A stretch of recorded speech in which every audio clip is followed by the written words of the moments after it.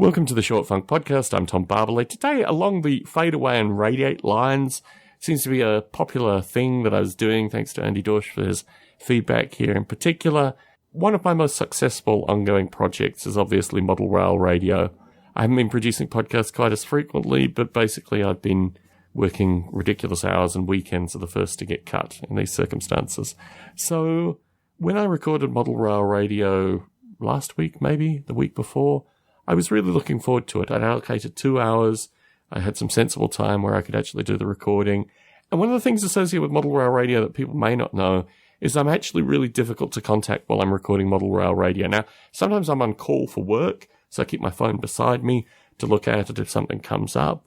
But in general, if people want to contact me through the usual means, through Facebook or this kind of stuff, or even call me on the telephone, I'm not going to be readily answering through this period of time, because I feel there's a genuine responsibility, particularly with content like Model Rail Radio, where the listeners are so passionate about it that I have to produce something which has my full attention, that I'm fully devoted to. And look, I make enough flubs even with my full attention. So I'm very mindful to, switch things off and just focus on Model Rail Radio when I'm recording Model Rail Radio. Now, people may recall, I don't know, maybe a year and a half ago, there was a gentleman who participated in Model Rail Radio for some time. In fact, I really heavily mentored him through this period of time, who had a project, a charity associated with getting train sets to underprivileged children at Christmas. I worked with this gentleman for about 6 months, a variety of things I did with him, particularly associated with getting him out to the National Train Show, getting him introduced to a bunch of people, getting him sponsorship, for want of a better term. I donated money to his charity, as well as spending an inordinate amount of time just helping him with the charity.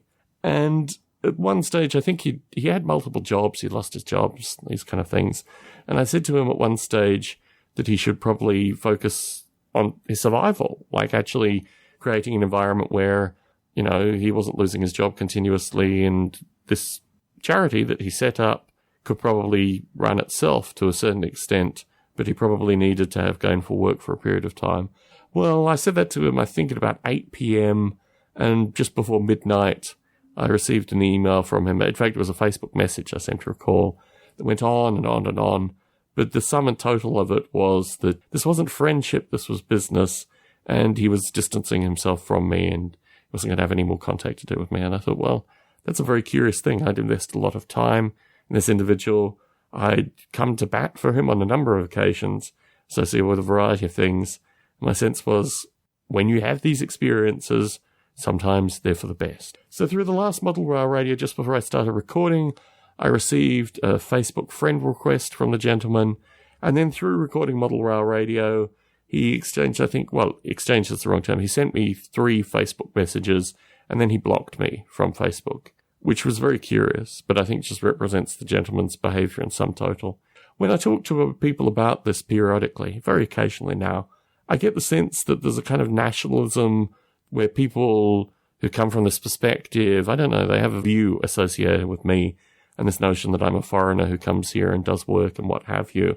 My view is through just generally the way I am, through showing my personality, in particular a certain level of selflessness that goes into recording and producing these podcasts and putting them out week after week, month after month, year after year, that ultimately, I don't know, it just always strikes me as strange that people would even have this view. I think with this individual, that was really the case, that he felt disheartened that I was a foreigner, basically. And it's relatively easy to leave these kind of friendships because they're fundamentally abusive. And in my case, it's just a curiosity. In terms of fade away and radiate, it certainly identifies very strongly. I made the right choice distancing myself. Well, I didn't even make the choice. But now this individual gets back in contact and then distances himself again. All very curious. Time to move on. Tom Barbalet in San Jose, signing out.